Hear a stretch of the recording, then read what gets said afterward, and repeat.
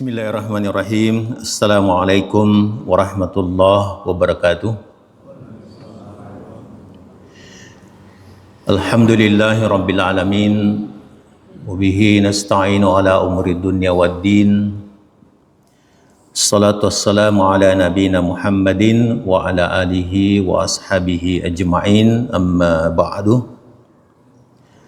Bapak-bapak, ibu-ibu, jamaah salat subuh yang dimuliakan Allah Subhanahu wa ta'ala, kembali kita dipertemukan oleh Allah Subhanahu wa ta'ala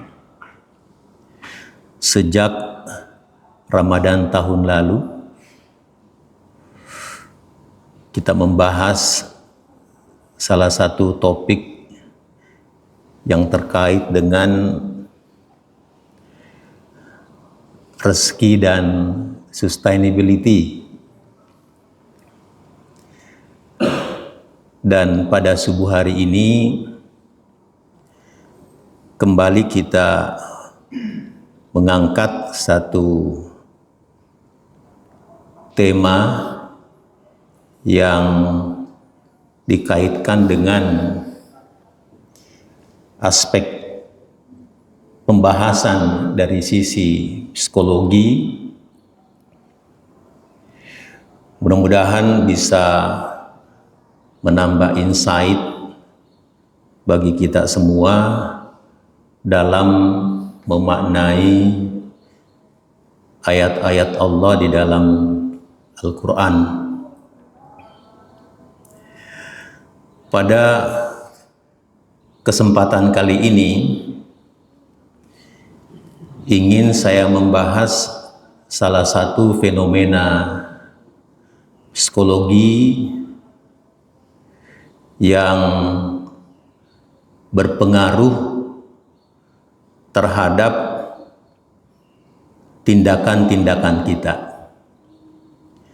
Apakah itu tindakan dalam bentuk kesimpulan atau estimasi, penilaian,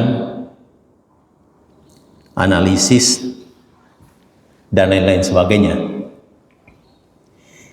yaitu yang kita sebut dengan fenomena order effect.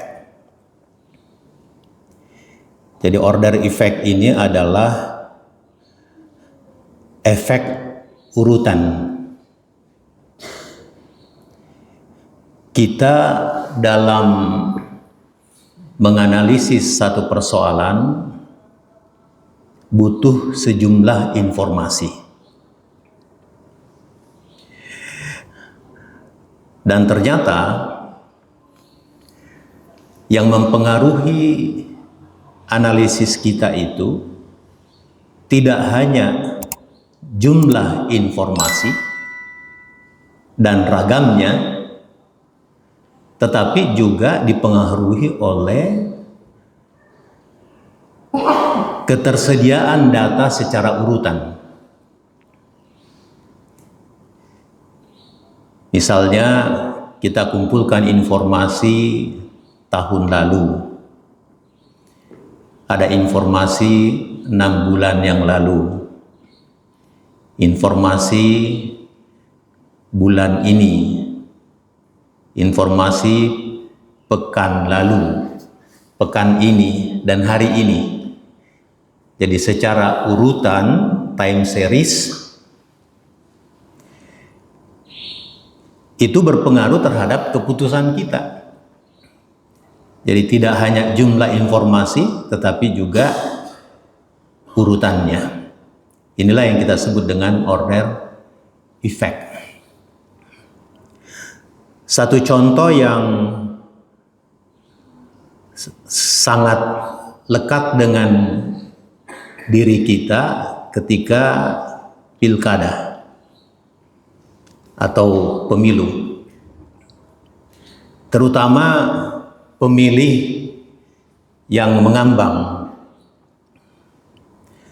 Ada calon anggota DPR misalnya sudah membina dari jauh calon pemilihnya mungkin 3 tahun yang lalu sudah ada interaksi, ada hubungan. Kemudian 2 tahun lalu tetap dipelihara hubungan itu. Kemudian tahun lalu, bulan ini. Tetapi pemilih itu yang akhirnya dicoblos di TPS adalah siapa yang memberikan terakhir. Itulah yang kita sebut dengan serangan pajar. Ya. Jadi bagaimana urutan itu berpengaruh terhadap keputusan seseorang. Kenapa? Karena ada yang disebut dengan recency call, yang biasa kita sebut dengan recency bias. Jadi di benak manusia itu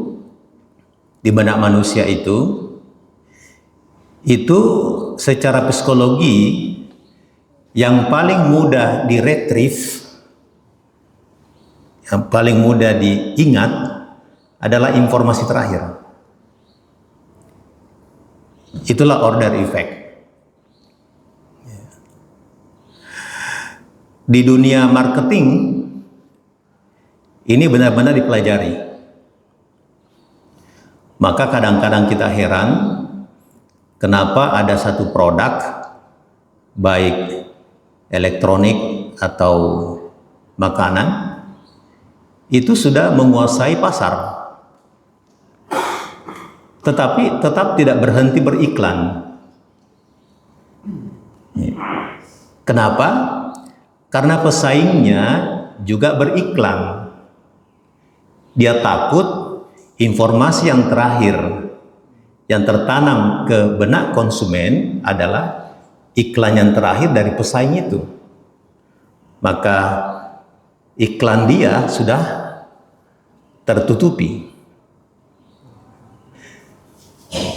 Itulah sebabnya ada yang disebut dengan marketing intelligence. Pasti ada itu. Misalnya Toyota. Toyota. Itu Toyota punya intelligence di Suzuki, di Honda, di produsen-produsen lain. Apa yang dilakukan pesaing saya? Dia mau iklankan apa? Dia mau luncurkan mobil model apa? Makanya kita lihat di jalanan, setiap merek itu ada pasangannya yang sejenis-jenis, ya. Itu karena recency bias, urutan. Termasuk misalnya makanan. Mie instan itu dari berbagai produsen itu ada semua pasangan-pasangannya. Indofood mengeluarkan rasa ini. Tidak lama kemudian pesaingnya juga mengeluarkan rasa itu. Jadi saling bersaing.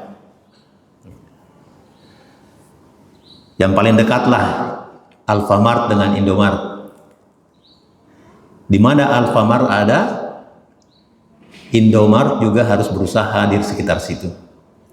Karena khawatir setiap konsumen yang lewat di situ yang ada di benaknya cuma Alfamart. Gitu ya. Jadi itu yang disebut dengan recency call, yang mana paling mudah diingat oleh seseorang. Itulah order effect, pengaruh urutan. Tahun lalu sempat kita bahas di materi rezeki dan sustainability persamaan ini. Jadi secara ekonomi pendapatan kita yang kita simbolkan Y, itu biasanya dialokasikan secara umum kepada 3 kelompok. Konsumsi, consumption, saving atau tabungan, kemudian investasi. 3 itu. Gaji kita itu ke sana. Ada yang dikonsumsi, ada yang kita tabung, ada yang kita investasi. Tapi ternyata hasil kita 5 tahun ke depan itu bisa berbeda antara satu orang dengan orang lainnya karena penempatan urutan alokasi pendapatan ini. Misalnya si A, dia mengalokasikan pendapatannya dengan urutan Y1 itu. Konsumsi, kemudian saving, kemudian investment. Maka cenderung orang itu dengan urutan ini akan mengalokasikan gajinya lebih besar untuk konsumsi. Tersisa sedikit saving, apalagi investasi. Paling kecil urutannya belakang. Sementara misalnya Y3, orang kedua, dia tempatkan investasi di urutan pertama. Urutan kedua saving, urutan 3 konsumsi. Maka kedua orang ini pendapatannya sama, tetapi 5 tahun ke depan orang yang Y1 itu masih kontraktor. Kontrak sana, kontrak sini. Ya. Belum punya rumah, belum punya kendaraan, misalnya gitu. Ya. Sementara orang kedua yang Y3 itu, karena dia tempatkan investasi di urutan pertama, secara psikologis persentase uangnya itu dialokasikan lebih besar ke investasi, maka 5 tahun ke depan dia sudah memiliki sesuatu. Jadi menunjukkan bahwa begitu urutan itu berpengaruh dalam tindakan seseorang sehari-hari. Ini diteorikan dengan teori order effect. Nah, Bapak Ibu yang saya hormati, dalam ilmu penelitian disebut dengan mediasi. Ya, ada yang berfungsi sebagai mediasi atau urutan yang berfungsi sebab akibat. Jadi sebab, konsekuensi, dan seterusnya. Itu kira-kira penjelasannya. Berbeda ketika dia variabel kontekstual, yang dalam bahasa penelitian itu adalah variabel moderasi. Ini mediasi. Nah, salah satu contoh yang kita akan bahas pada kesempatan kali ini adalah firman Allah Subhanahu wa taala di surah Al-Imran ayat 133 sampai 135. Ayat ini sangat populer. Wasari'u ila maghfiratin mir rabbikum wa jannatin arduhas samawati wal ard wa iddat lil muttaqin. Dan bersegeralah kepada ampunan Tuhanmu dan surga yang luasnya seluas langit dan bumi yang diperuntukkan bagi orang-orang yang bertakwa. Lalu ayat selanjutnya memberikan penjelasan kepada kita tentang ciri-ciri orang yang bertakwa itu. Yang pertama adalah alladzina yunfiquna fis sarra'i wad dharra'i. Itu mereka yang menginfakkan hartanya baik di kala lapang maupun di kala sempit. Itu yang pertama. Yang kedua adalah wal ghadibina ghaiz. Mereka yang mampu mengendalikan amarahnya, mengontrol emosinya. Itu yang kedua. Yang ketiga adalah wal afina 'anin nas. Mereka yang memaafkan manusia. Itu yang ketiga. Dan yang keempat, alladzina idza fa'alu fahishatan aw dzalamu anfusahum zakarullaha wastaghfaru lidzunubihim. Yaitu mereka yang apabila melakukan kesalahan atau menzalimi dirinya sendiri, itu segera mengingat Allah dan memohon ampun. Nah, Bapak Ibu yang saya hormati, ayat ini menurut pandangan order effect itu tidak sekedar memberikan gambaran kepada kita tentang komponen-komponen ciri-ciri orang yang bertakwa, tetapi ternyata ada efek urutannya, ada hubungan sebab akibat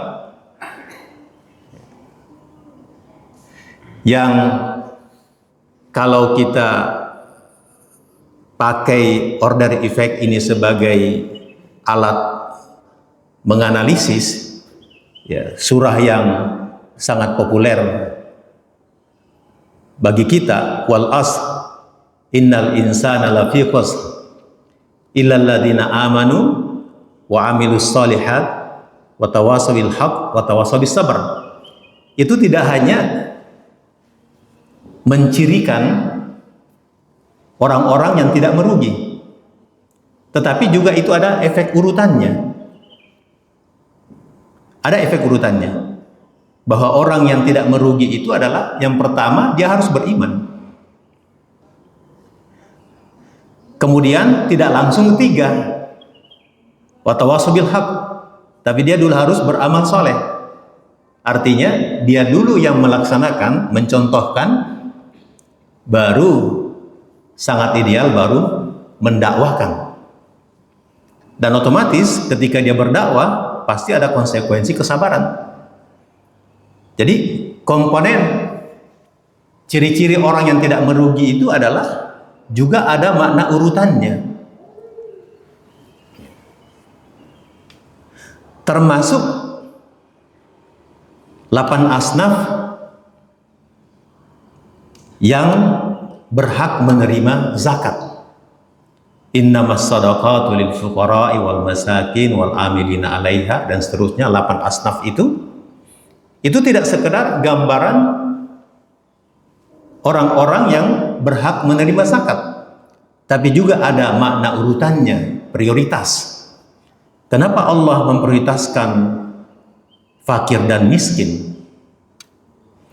Karena fungsi zakat itu tidak lain adalah problem solver masalah-masalah sosial. Dan kita tahu persis penyebab utama masalah itu adalah kemiskinan. Jadi problem-problem sosial yang ada di sekitar kita, salah satu penyebabnya adalah karena kemiskinan. Nah, karena kemiskinan itu, ketika kemiskinan itu melanda satu daerah, maka berkonsekuensi kepada kualitas pendidikan, kualitas kesehatan, ya, kualitas kehidupan, akhirnya memunculkan persoalan. Jadi dengan zakat menyelesaikan masalah fakir miskin ini, menyelesaikan banyak masalah. Skala prioritas. Nah, termasuk Bapak Ibu yang saya hormati, ayat ini saya sebut sebagai mesin takwa. Makanya gambarnya seperti mesin. Mesin itu ada rodanya dan ada geriginya. Ada rodanya dan ada geriginya. Mari kita bahas. Kita mulai dari yang terakhir, cepat istighfar. Jadi alladzina idza fa'alu fahishatan aw dzalamu anfusahum zakarullah wastaghfir. Jadi orang yang melakukan kesalahan atau menzalimi dirinya sendiri itu segera mengingat Allah dan memohon ampun. Itu ternyata tidak mudah. Tidak mudah orang itu segera mengingat Allah dan beristighfar atas kesalahan-kesalahannya. Tidak mudah. Makanya banyak orang yang tetap asyik berbuat dosa dan tetap menzalimi dirinya sendiri, meskipun sudah ada yang mengingatkan tentang kesalahan dan dosa yang dilakukan, tapi dia asik. Ya. Kenapa dia sulit sekali beristighfar, mengingat Allah ketika dia lalai dan ketika dia menzalimi dirinya sendiri? Itu roda yang paling terakhir. Ternyata roda yang memutar itu belum berputar. Ya, roda di atasnya itu giginya belum berputar. Roda pemaaf. Jadi kalau pemaaf itu terputar rodanya, maka terputar juga roda di bawahnya. Iya. Ternyata kalau orang suka memaafkan orang lain, maka muncul jiwa sensitivitas. Hati yang menjadi lembut terhadap sesuatu yang berbau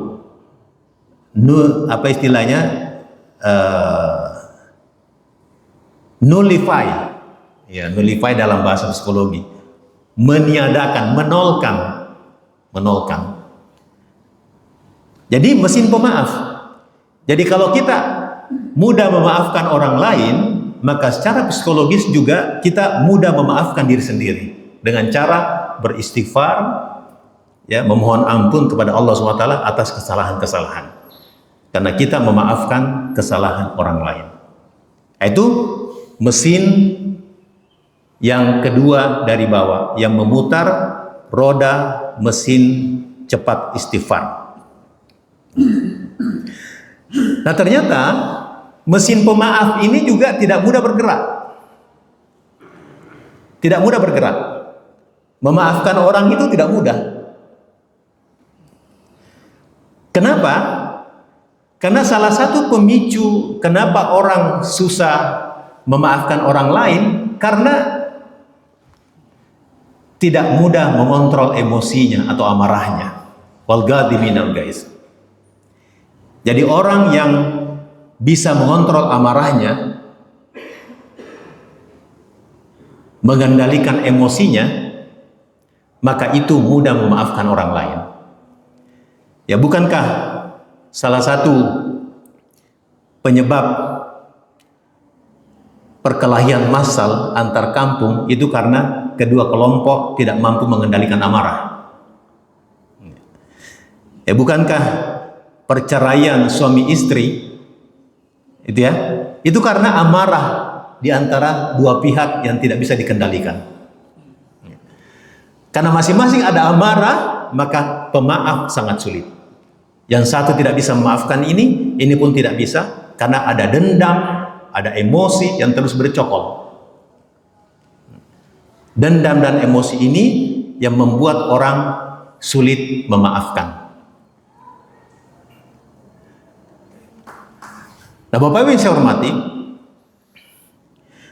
ternyata juga menahan amarah ini tidak mudah. Menahan amarah tidak mudah. Untuk memutar mesin mengendalikan amarah ini, ternyata di ayat ini mesin pemicunya itu adalah infak dan sedekah. Infak dan sedekah. Kenapa bisa? Disinilah saya memaknai hadis Rasulullah SAW yang mengatakan bahwa sedekah itu mampu menolak bala, mampu menggeser musibah. Karena salah satu pemicu besar musibah adalah kemarahan. Inilah penjelasan ilmiahnya. Kenapa sedekah itu mampu mengendalikan bencana.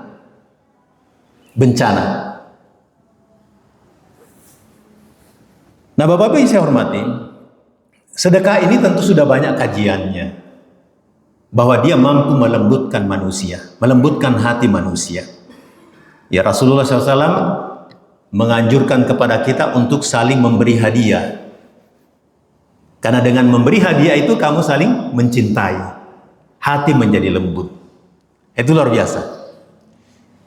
Jadi kalau ada orang yang tidak suka kepada kita karena terpendam emosinya, amarahnya, jalan-jalanlah ke rumahnya, bawakan hadiah.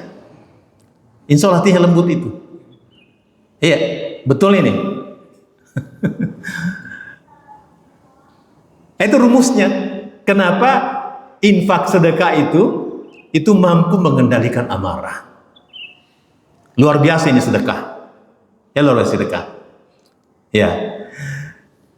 Obatilah orang sakitmu dengan sedekah. Ya, kadang-kadang kita susah mencernanya, tetapi dengan penjelasan dari sisi psikologi itu bisa kita dapatkan penjelasan ilmiahnya. Tentu juga ada penjelasan lain yang kita tidak bisa jelaskan. Kita hanya terima dengan satu keyakinan bahwa itu adalah kebenaran. Nah, Bapak Ibu yang saya hormati, ketika mesin infak ini berjalan, berputar rodanya, maka dia juga memutar roda pengendalian amarah. Ya. Ketika pengendalian amarah berputar, maka berputar pula jiwa pemaaf. Ya. Ketika jiwa pemaaf ini berputar, maka cepat istighfar, mohon ampun itu juga berputar. Akhirnya akan berputar satu mesin ini. Inilah yang namanya mesin takwa. Ya, mesin takwa. Nah, inilah yang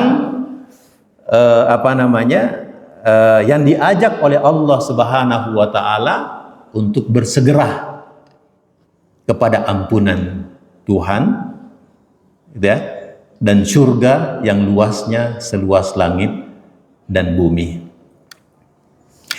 Nah, Bapak Ibu yang saya hormati, tentu banyak lagi ayat-ayat lain di dalam Al-Quran yang bisa dijelaskan dengan pendekatan atau alat bantu